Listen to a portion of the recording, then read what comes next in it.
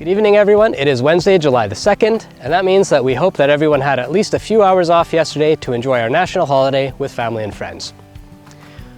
We have great weather, there's plenty of sunshine out there and a lot of heat, and that's really moving the warm season crops along. So that includes the soybeans behind me, as well as corn and sunflowers.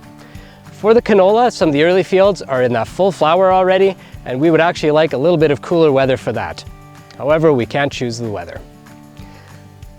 In that last week of June, as the days start to get shorter, the soybeans are photosensitive, and that triggers them into the reproductive stages.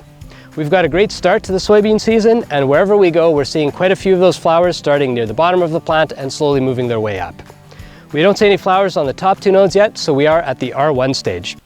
This is pretty important because if we go out there and find some weeds in the fields, this is still a great opportunity to go out there and clean up those fields with glyphosate or with 2,4-D as well if you're growing in list soybeans.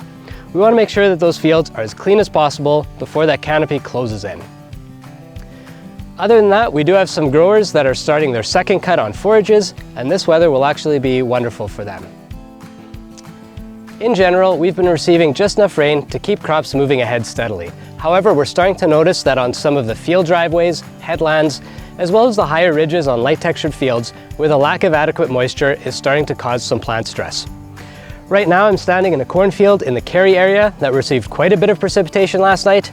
Unfortunately, it was in hail form, so you can see quite a bit of damage behind me here.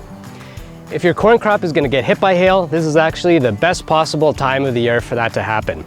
In terms of the stand here, there are a few plants that are broken off, but it's significantly less than 1%, so that's not going to be a big effect on the stand throughout the field.